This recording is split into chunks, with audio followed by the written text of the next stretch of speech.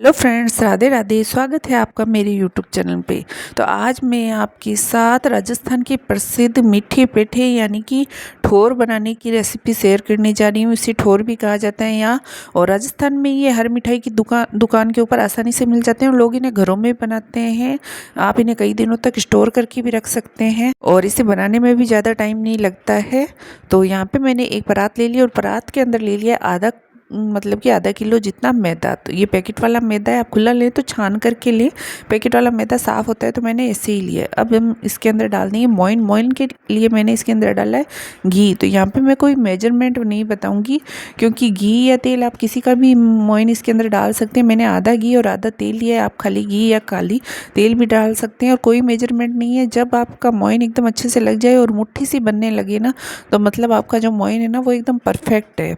मतलब कि मुट्ठी मतलब कि लड्डू सा बांधे ना तो बंधने लग जाना चाहिए। तो वहाँ तक हमें इसके अंदर मोइन लगाना है। तो मोइन हमें एकदम अच्छे से लगाना है। जितना हम अच्छे से लगाएंगे ना उतने ही जो आपके पेठे हैं ना वो एकदम खस्ता और सॉफ्ट बनेंगे। यानी कि खस्ता भी होनी चाहिए और खाए तो एकदम टाइट नहीं होने चाहिए खाने में। तो इस तरह से दोनों हाथों से हमें मसलते हुए इसके अंदर अच्छे से मोइन लगा देना है। मतलब ये वाला प्रोसेस है ना आपको एक बिल्कुल ध्यान से करना है, तभी आपके जो पेठे ना वो बहुत ही ज़्यादा बढ़िया बनेंगे।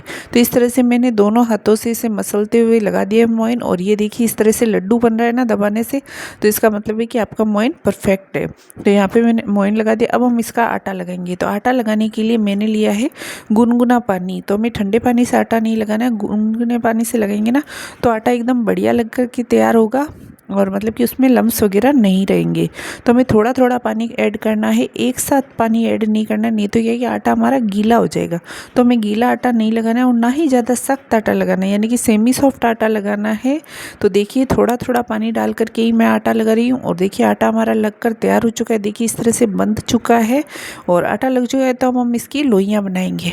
फिर मैंने लोई बना ली है और देखिए रोटी से थोड़ी मोटी लोई बनाइए क्योंकि मैं जो आटा बेलने वाला जो चकला होता है ना उसी के ऊपर बेल रही हूँ। अगर आपके पास बड़ा सरफेस हो ना बेलने के लिए तो आप बड़ी लोई भी बना सकते हैं। तो यहाँ पे मैंने आप ऐसे मान लिए 2 रोटी जितनी लोई मैंने बनाई है, इतनी मोटी मैंने बनाई है, इससे ज़्यादा नहीं बनाई है। तो आधा किलो आटे में मेरे 5 से 6 लोइयाँ बनकर तैयार हो चुकी थी। तो इसी तरह से मैं दूसरी लोई भी बना रही हूँ और ज़्यादा इसे मसलना नहीं है, बस अंदर की तरफ फोल्ड करके हल्के हाथ से इसी तरीके से हमें लोई बनानी है। तो इस तरह से हम बनाएंगे ना तो पेठे के अंदर अच्छी सी लेयर बनेगी। तो ये देखिए लोइयाँ हमारी बनकर तैयार हो चुकी है। तो हम इन्हें बेलेंगे। तो बेलने के लिए हमें कोई तेल आटा लगाने की कोई ज़रूरत नहीं है, बिल्कुल भी नहीं चिपकेगी और एकदम आसानी से मिल जाएगी। तो इस तरह से हम इसे बेल लेंगे। तो हमें एकदम पतला नहीं बेलना है, थोड़ा मोटा ही रखना है। तो इस तरह से हम इसे एकदम मोटा मोटा ही बेलेंगे, यानी कि रोटी जितना पतला नहीं बेलना है, रोटी से थोड़ा मोटा ही रखना है। तो इस तरह से इसे बेलने में भी कोई ज़्यादा टाइम नहीं लगता है, एकदम झटपट से इसे बेल लेते हैं। और इसे मैंने खाना बनाने के बाद बनाया था तो 1 से 1.5 घंटा, मतलब 1 डेढ़ घंटा तो लगता ही नहीं है, 1 घंटे से पहले ही बन जाएगा। तो लोई हमने बेल ली है और अब मैं इसे कट करूँगी। तो बिल्कुल भी पतला नहीं बेलना है, हल्का सा हमें मोटा ही रखना है और इस तरह से हम इसे कट कर लेंगे। तो यहाँ पे मैंने थोड़ा लंबा लंबा कट किया है। अगर आप इसे और छोटा करना चाहिए तो आप और छोटा भी कट सकते हैं, बिल्कुल बारीक कट नहीं करना है, नहीं तो क्या है कि बाद में क्या है कि टूटने लगते हैं। तो इस तरह से मैंने थोड़ा मोटा मोटा ही इसे कट किया है और इसी तरीके से मैंने सारी लोइयों को बेल करके कट कर लिया।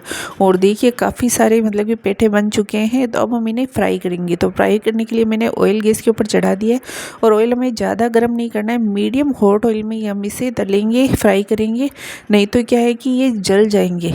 एकदम से एक साथ हमें मतलब कि तेज़ ऑयल में डालेंगे ना तो अचानक से ये जल जाएंगे और फिर ये अंदर से बिल्कुल भी पकेंगे नहीं, सिकेंगे नहीं। तो इस तरह से मैंने इन्हें तेल के अंदर डाल दिया। तो चिपक गए ना तो आपको डरने की ज़रूरत नहीं है, ये गर्म तेल के अंदर जाएंगे ना तो एकदम अलग अलग हो जाएंगे। तो इस तरह से मैंने सारे के सारे पेठे इसके अंदर ऐड कर दिए, जितने आप एक बार में फ्राई करना चाहें ना उतने। और देखिए ये अलग भी हो चुके हैं। तो हल्के हाथ से हमें इसे हिला देना है और इसी तरह से लो टू मीडियम फ्लेम पे हमें इन्हें फ्राई करना है। तो ये देखिए मतलब ये हल्का सा ब्राउन सा कलर आ चुका है ना, तो तब हम इसे निकाल लेंगे। तो ये बिल्कुल भी ऑयली नहीं बने थे, एकदम ड्राई बने थे। तो मैंने इसे निकाल लिया है परात के अंदर। और देखिए इस तरह से। तो अब हम बनाएंगे इसकी चाशनी। तो चाशनी बनाने के लिए मैंने कढ़ाई ली और कढ़ाई के अंदर डाला है 2 कटोरी जितनी चीनी, यानी कि 2 कटोरी मैदा था तो 2 कटोरी चीनी ली है और 1 कटोरी हम डालेंगे पानी। तो जितना मैदा लेंगे ना उतनी ही चीनी लेंगे। तो यहाँ पे जो आधा किलो मैदा है ना वो 2 कटोरी जितना ही मैदा होता है इस कटोरी से। तो मैंने 2 कटोरी चीनी ली है और उसका आधा हमने पानी लिया, यानी कि 1 कटोरी हमने पानी लिया। और अब हम इसे चलाते हुए पकाएंगे, मतलब कि चीनी को हमें गलाना है। बिल्कुल कोई 1 तार 2 तार की चाशनी नहीं बनानी है हमें, बस इस तरह की चिपचिपी चाशनी बनानी है, ज़्यादा मतलब कि इसे नहीं पकाना है। तो देखिए चाशनी हमारी बनकर तैयार हो चुकी है। तो गैस की फ्लेम को मैंने बंद कर दिया है, बस इसी तरह की चाशनी हमें चाहिए। और इसके अंदर हम हमारे पेठे ऐड कर देंगे। तो पेठे को मैंने पहले थोड़ी देर के लिए ठंडा कर लिया था।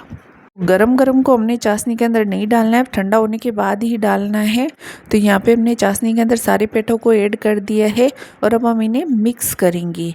तो इस तरह से हमने मिक्स करना है, थोड़ी थोड़ी देर में हम इसे मिक्स करते रहेंगे। और अगर आपको ज़्यादा मीठे पेठे नहीं चाहिए ना तो 1-2 बार मिक्स करके आप पेठे निकाल लें और बाकी बची हुई जो चाशनी है ना उसे स्टोर करके रख लें। थोड़ा सा नींबू का रस डाल के रख लें ताकि जो चाशनी है ना वो क्रिस्टलाइज नहीं हो, और जब दोबारा आप बनाएं ना तो आप इसे यूज ले सकते हैं।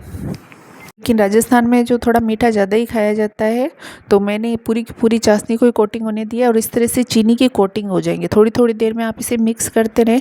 अब देखिए पूरी तरीके से चाशनी जो है ना वो पूरी तरीके से पेठे के ऊपर कोटिंग हो चुकी है। तो अब हम इसे ज़्यादा मिक्स नहीं करेंगे और इस तरह से ढक करके छोड़ देंगे। तो यहाँ पर मैंने ओवरनाइट छोड़ा था, अगर आप चाहें तो 1-2 घंटे छोड़ दें, ये एकदम ड्राई हो जाएंगे। अभी थोड़े हल्के हल्के से गीले लग रहे हैं और देखिए सारी रात छोड़ दिया था और पेठे हमारे बनकर तैयार हैं।